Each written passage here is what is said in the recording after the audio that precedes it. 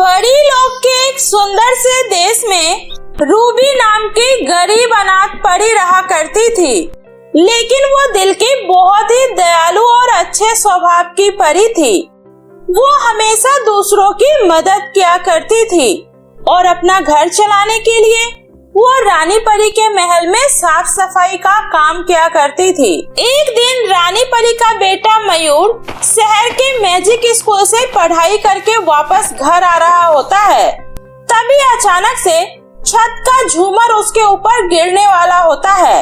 ये देखकर रूबी परी बिना कुछ सोचे समझे मयूर को धक्का देकर खुद झूमर के नीचे आ जाती है, जिसकी वजह से उसे काफी चोटें आ जाती है। ये देखकर मयूर कहता है, अरे तुम ठीक तो हो ना?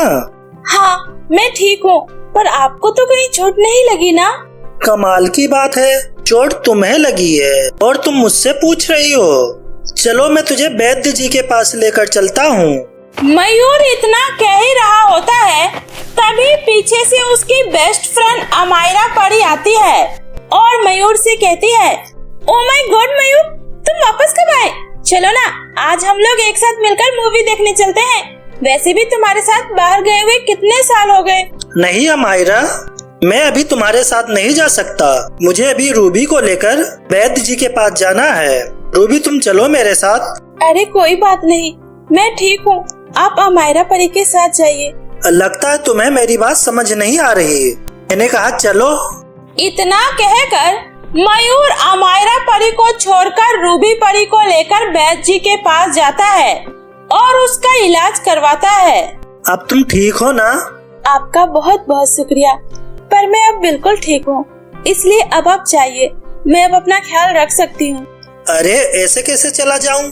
ने मेरी जान बचाई है, इसलिए जब तक तुम ठीक नहीं हो जाती तब तक मैं तुम्हारा ख्याल रखूंगा। तभी पीछे से अमायरा परी भी वहाँ आ जाती है और गुस्से में मयूर से कहती है, मयूर ये सब क्या हो रहा है? एक तो तुम इतने सालों बाद वापस आए हो, ऊपर से तुम इस नौकरानी के चक्कर में मुझे इग्नोर कर रहे हो।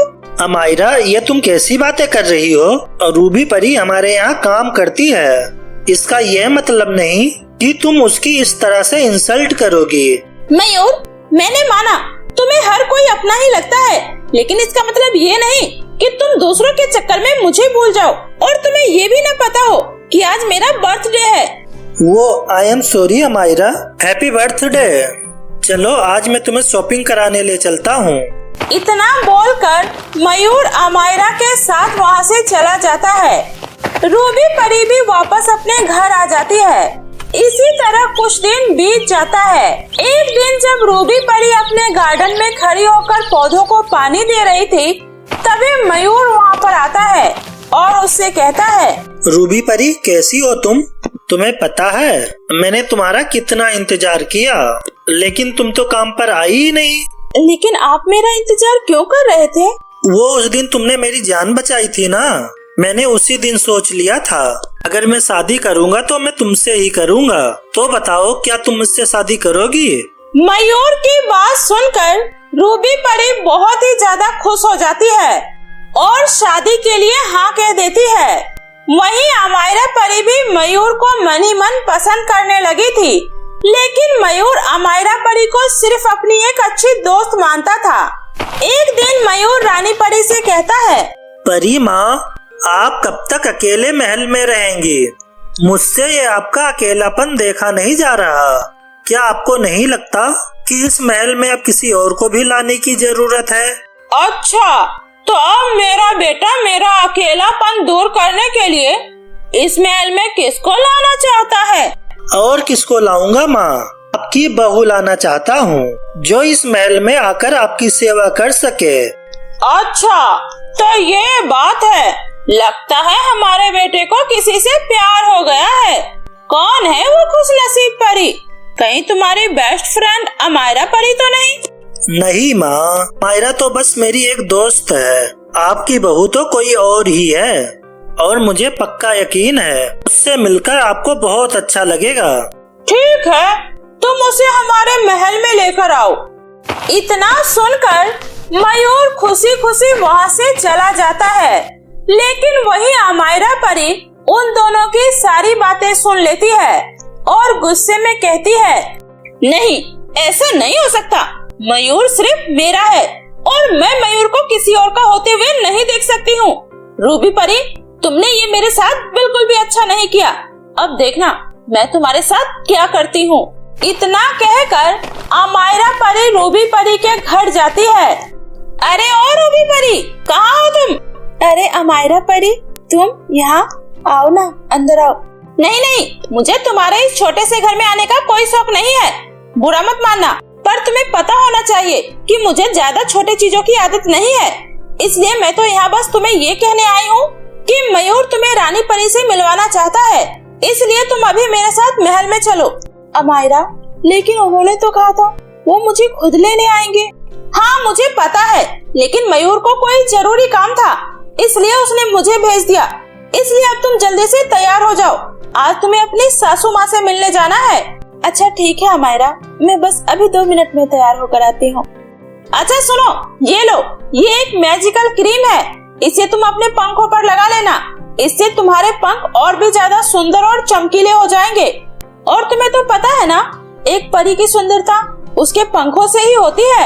अमायरा परी की बात सुनकर रूबी परी उसकी दी हुई क्रीम जैसे ही अपने पंखों पर लगाती है, वैसे ही उसके दोनों पंख टूटकर गिर जाते हैं, जिसे देखकर रूबी परी अमायरा परी से कहती है, अमायरा परी, ये तुमने मुझे कैसा क्रीम दे दिया? इसे लगाने से तो मेरे दोनों पंख टूट गए। अब मैं क्या करूँगी? अरे तुम चिंता क्यों कर रही हो? तुम्हारे पंख को कुछ नहीं हुआ, ये कुछ ही दिनों में वापस आ जाएंगे, इसलिए अब तुम चलो मेरे साथ। इतना बोलकर अमायरा परी रूबी को लेकर रानी परी के पास आ जाती है। तभी रानी परी रूबी परी को देखकर कहती है, अरे अमायरा, ये तुम्हारे साथ कौन है? ये हमारे परीलोक की तो नहीं लगती है, फिर तुम इसके साथ क्यों घूम रही हो?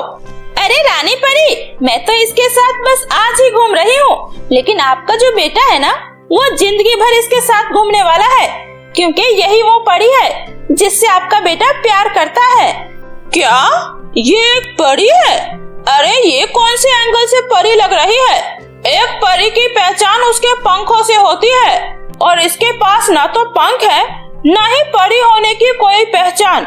फिर भला मेरा बेटा इससे प्यार कैसे कर सकता है? रानी परी जी, मैं और मयूर जी एक दूसरे से बहुत प्यार करते हैं। खबरदार जो मेरे बेटे का नाम भी लिया तो। अरे तेरे जैसे परी को तो मैं अपने घर में नौकरानी भी न बनाऊं, बहू तो बहुत दूर की बात है। शुक्र है अमायरा परी का, जो उसने मुझे तेरी सच्चाई पहले ही बता दी। अमायरा परी, तुमने मेरे साथ ऐसा क्यों किया? Just shut up! मैंने तो बस तुम्हारी औकात दिखाई है रानी परी को कि तुम इस महल की बहू बनने के बिल्कुल भी लायक नहीं हो, इसलिए अब चली जाओ यहाँ से। अमायरा परी की ये बात सुनकर रूबी को बहुत बुरा लगता है और वो रोते हुए एक नदी के किनारे जाकर बैठ जाती है। आखिर ये सब मेरे साथ क्या हो गया?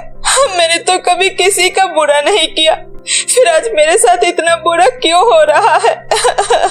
रूबी इतना कह ही रही होती है, तभी नदी में से एक जादुई पेड़ बाहर निकलता है और रूबी से कहता है, रोना बंद करो रूबी, तुम इस तरह कमजोर नहीं पड़ सकती हो। तो फिर मैं क्या करूं? अब आप ही बताइए, मैं क्या करूं? इतना कहकर रूबी जादुई पेड़ को अपनी सारी परेशानी बता देती है। रूबी, अगर मयूर तुमसे सच्चा प्यार करता होगा तो उसे तुम्हारे पंख होने या न होने से कोई फर्क नहीं पड़ेगा।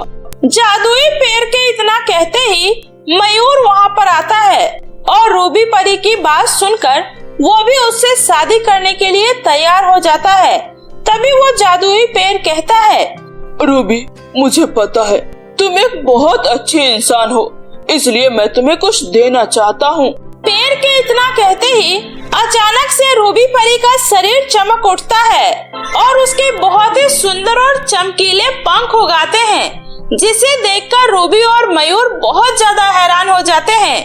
तभी रूबी जादुई पेड़ का बहुत ही ज्यादा धन्यवाद करती है, जिसके बाद दोनों महल वापस आ जाते हैं।